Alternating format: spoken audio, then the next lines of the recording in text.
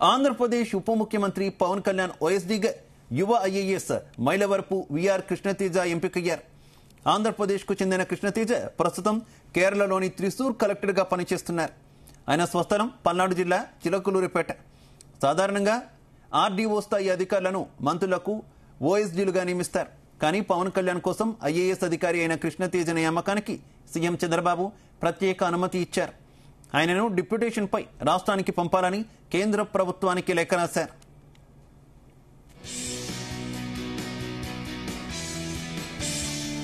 కృష్ణతేజ గతంలో కేరళ పర్యాటకాభివృద్ధి సంస్థ ఎండి, పర్యాటక శాఖ డైరెక్టర్, ఎస్సీ అభివృద్ధి శాఖ డైరెక్టర్, అలప్పుజ జిల్లా కలెక్టర్గా సేవలందించారు. కాగా 2 రోజుల క్రితం కృష్ణతేజ సచివాలయంలో పవన్ కళ్యాణ్ కలిసి వెళ్లారు. ఇక త్రిశూర్ జిల్లా కలెక్టర్గా కృష్ణతేజ అందించిన సేవలకు గాను జాతీయ బాలల రక్షణ కమిషన్ ఆయనను పురస్కారానికి ఎంపిక చేసింది. బాలల హక్కుల రక్షణలో త్రిశూర్ జిల్లాను ఆయన దేశంలోని అగ్రగామిగా నిలిపారు. 2015 బ్యాచ్ ఐఏఎస్ అధికారి అయిన కృష్ణతేజ 2023 మార్చిలో కలెక్టర్గా బాధ్యతలు చేపట్టారు. కరోనా కారణంగా తల్లిదండ్రులను కోల్పోయి అనాథులుగా మారిన 609 మంది విద్యార్థులను గుర్తించి దాతల సహకారంతో ఉన్నత చదువులకు చేయూత అందించారు.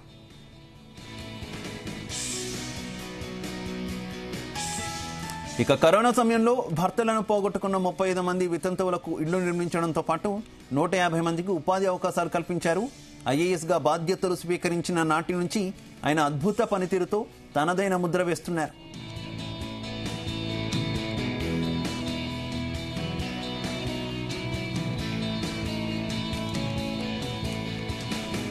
ఇక ఇదే విషయానికి సంబంధించి మరింత సమాచారం మా కరెస్పాండెంట్ నాగేశ్వరరావు అందిస్తారు. నాగేశ్వరరావు, ఆంధ్రప్రదేశ్ లో అత్యంత అధిక మెజార్టీతో ఎన్డీఏ కూటమిని అధికారంలో నిలపడానికి కీలక పాత్ర పోషించిన పవన్ కళ్యాణ్ కు అరుదైన అవకాశం ఇచ్చారు ముఖ్యమంత్రి చంద్రబాబు నాయుడు. ఏదైతే ఎన్డీఏ కూటమి అలాగే ముఖ్యమంత్రిగా చంద్రబాబు నాయుడు అధికారం చేపట్టడానికి ప్రధాన కారణమైన సంచలనంగా అధిక సీట్లు రావడం, సంచలనంగా ఓట్లు నమోదవడంలో కీలక పాత్ర పోషించిన ఆ జనసేన అధినేత పవన్ కళ్యాణ్ కు మొదటి నుంచి కూడా ఆ ముఖ్యమంత్రి చంద్రబాబు నాయుడు ఆయనకు మంచి గౌరవం గాని మర్యాదలు గాని ఏదైతే వినమ్రత గానిలో తనదైన శైలిలో ముద్ర వేసుకుంటున్నారు. ఈ నేపథ్యంలోనే పవన్ కళ్యాణ్ కు మరొక సంచలన అవకాశం కలిగించారు. ఏదైతే ఓఎస్డీగా మంత్రులకు ఓఎస్డీగా ఉంటారో, మంత్రులకు ఓఎస్డీగా ఉన్న నేపథ్యంలో వారందరూ కూడా ఆర్డీఓ స్థాయి కేడర్ లో ఉంటారు. అయితే పవన్ కళ్యాణ్ కి ప్రస్తుతం నియమించిన ఓఎస్డీ ఒక ఐఏఎస్ అధికారి అవడం మాత్రం రాష్ట్రంలో సంచలనంగా నిలిచింది. ఒక మంత్రికి ఒక ఐఏఎస్ అధికారి ఓఎస్డీగా ఉండటం కూడా ప్రప్రదం అని చెప్పుకోవచ్చు. దీనికి సంబంధించి యువ సంచలన ఐఏఎస్ అయిన కృష్ణతేజకు చంద్రబాబు ప్రత్యేక అనుమతి ఇచ్చారు. పవన్ కళ్యాణ్ కి ఓఎస్డీగా ఉండటం ద్వారా 2015 బ్యాచ్ కి చెందిన ఐఏఎస్ అధికారి అయిన కృష్ణతేజకి దేశవ్యాప్తంగా కూడా మంచి ఫాలోయింగ్ ఉంది. దేశవ్యాప్తంగా కూడా ఆయనకి పేరు ప్రతిష్టలు తెచ్చారటంలో ఎటువంటి సందేహం లేదు. దీనికి కృష్ణతేజ ఎవరైతే ఉన్నారో ఐఏఎస్ అధికారి, ఆయన తీసుకున్న సంచలన నిర్ణయాలే దేశవ్యాప్త పేరు ప్రతిష్టలకు సంబంధించి ఆయనకు మంచి గుర్తింపు తెచ్చింది. ప్రధాని నరేంద్ర మోడీ గాని, అలాగే హోంమంత్రి అమిత్ షా గాని, బీజేపీ పెద్దలు గాని, పెద్ద పెద్ద అధికారులు గాని మొత్తం కూడా కృష్ణతేజకి సపోర్ట్ చేసేవాళ్ళు. ప్రతి విషయంలో ఆయన ఎప్పుడు కూడా అభినందనలు పొందుతూ ఉండేవారు. దీనికి సంబంధించి కూడా ఏదైతే కరోనా టైంలో ఆయన చేసిన విశేష సేవలు గాని, ఆ విద్యార్థులకు గాని, అలాగే వితంతువులు గాని ఎవరికైనా సరే ఆయన చేసిన కృషి అభినందనీయం. దీనికి సంబంధించి కూడా ఆయనకి అవార్డులు కూడా వరించిన పరిస్థితి అయితే ఉంది. ముఖ్యంగా చూసుకుంటే 2015 బ్యాచ్ కి ఐఏఎస్ అధికారి అయిన కృష్ణతేజ 2023 మార్చిలో కలెక్టర్ గా బాధ్యతలు చేపట్టారు ప్రప్రథమంగా. అయితే కరోనా కారణంగా తల్లిదండ్రులు కోల్పోయిన అనాథులుగా మారిన దాదాపుగా 609 మంది విద్యార్థులను గుర్తించి వాళ్ళందరినీ కూడా దాతల సహకారంతో ఉన్నత చదువులకి చేయూతనిచ్చేందుకు పెద్ద ఎత్తున కూడా కంకణం కట్టుకున్నారు. దీనికి సంబంధించి ఆయన కఠోర శ్రమ చేశారు. దానికి సంబంధించి ఆయన పెద్ద పెద్ద సమావేశాలు ఏర్పాటు చేశారు. కరోనా సమయంలో పక్క అన్ని జాగ్రత్తలు తీసుకుంటానే ఎవరైతే విద్యార్థులు తల్లిదండ్రులు కోల్పోయి అనాథులయ్యి రోడ్డు మీద పడి వాళ్ళ జీవితం ఆగమ్యోచపరంగా అవ్వకుండా, వారి జీవితం పాడవకుండా కరోనా మహమ్మారి వల్ల ఏదైతే విద్యార్థులకి జీవితం కోల్పోకుండా ఉండటం కోసం ఆయన కంకణం కట్టుకున్నారు. ఆ దేశంలోనే ఒక ఐఏఎస్ అధికారి ఇలా కంకణం కట్టుకొని విద్యార్థులందరినీ చేరతీసి వారికి సంబంధించి ఎవరైతే విద్యార్థులకి ఆర్థిక సాయం చేస్తారో వారిని గుర్తించి వారికి అటాచ్ చేసి వారి పూర్తి జీవిత కాలం కూడా వాళ్ళు చదువుకునేంత కాలం వాళ్ళకు ఉన్నత చదువులు అయిపోయేదాకా కూడా వారందరికీ ఖచ్చితంగా వీళ్ళు తోడ్పాటు అందించాలి, విద్యను అందించాలన్న ఉద్దేశంతో ఆయన పడిన కష్టం అయితే వర్ణనాతీతం. దాంట్లో సఫలీకృతమయ్యారు. దాదాపుగా 609 విద్యార్థులను గుర్తించి వాళ్ళందరికీ దాతలను వెతికి వారందరినీ కూడా చదువులు చదివిస్తున్నారు. ఇప్పటికి కూడా ఆ విద్యార్థులందరూ ఉన్నత చదువులు చదువుతున్నారంటే ఆ క్రెడిట్ గోస్ టు కృష్ణతేజ అని చెప్పుకోవచ్చు. దీనికి సంబంధించి పవన్ కళ్యాణ్ కూడా గతంలో పెద్ద ఎత్తున ట్వీట్ చేశారు కృష్ణతేజ మీద.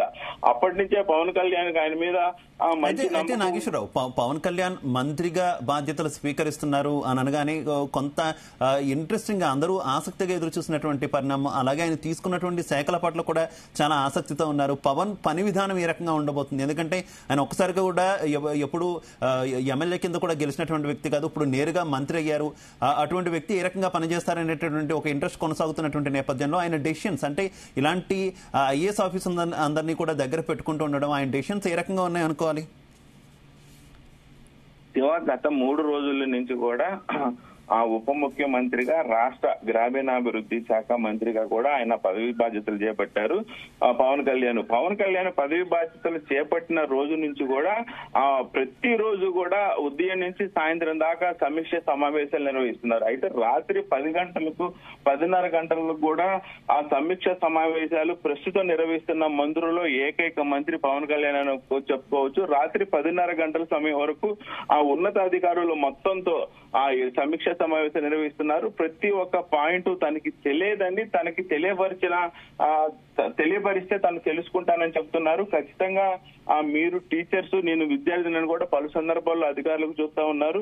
ప్రతి ఒక్క విషయం కూడా కూలంకషంగా తెలుసుకుంటా ఉన్నారు. నిన్న 3 ఉప ముఖ్యమంత్రి స్థాయిలో 3 సమీక్ష సమావేశాలు నిర్వహించారు. 3 శాఖలకు సంబంధించి, పట్టణాభివృద్ధి, మున్సిపల్ శాఖకు సంబంధించి, అలాగే వైద్య ఆరోగ్య శాఖకు సంబంధించి, గ్రామీణాభివృద్ధి శాఖకు సంబంధించి 3 శాఖలకు సంబంధించి కూడా పవన్ కళ్యాణ్ సమీక్ష సమావేశం నిర్వహించారు. దీంట్లో సంచలనంగా కామెంట్ చేశారు. ఏదైతే ఆర్థిక సంఘం ఆ నిధులను ఎందుకు పక్కదారి పట్టించారు, ఎందుకు ఆర్థిక సంఘం నిధులు గ్రామీణాభివృద్ధికి సంబంధించి ఎందుకు మీరు ఖర్చు పెట్టట్లేదు, ఏదైతే రాష్ట్రంలోని సిఎఫ్ఎస్ఎం ఉందో ఆ సిఎఫ్ఎంఎస్ఎం కి ఎందుకు మీరు ఆర్థిక ఖజానాకి డబ్బులు పంపుతున్నారని కూడా ఆయన పెద్ద ఎత్తున సీరియస్ అయ్యారు.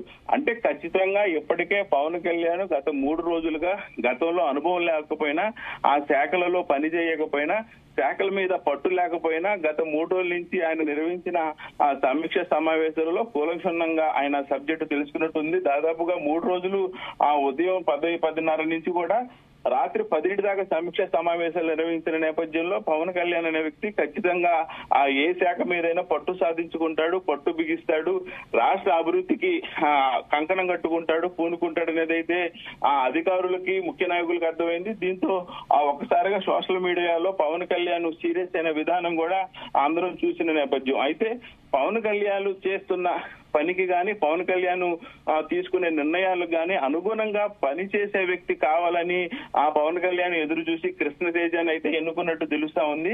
పవన్ కళ్యాణ్ చేసే ప్రతి పనికి కూడా ఇంకా అభివృద్ధి పదంలో సూచించడానికి గాని, అధికారుల వెంటపడి ఆ పని చేపించటం గాని, పవన్ కళ్యాణ్ అంత స్పీడ్ గా ఉండే వ్యక్తి కావాలి, పవన్ కళ్యాణ్ అంత పవర్ఫుల్ గా పని చేయడంతో పాటు అంత నమ్మకంగా ప్రజల గురించి పట్టించుకోవడం గురించి గాని, ప్రజల సహకారంతో అడుగులు ముందుకేయటం గాని, ప్రజల అభివృద్ధినే ధ్యేయంగా అడుగు ముందేసే వ్యక్తి కావాలని కోరుకున్న నేపథ్యంలో ఆ కృష్ణతేజ అయితేనే తన పనులకు అనుగుణంగా ఆ అభివృద్ధి పదంలో ముందుకెళ్తారు, న్యాయం చేస్తారు శాఖ కానీ ఆయన ఎన్నుకున్నట్టు తెలుస్తా ఉంది. శివ.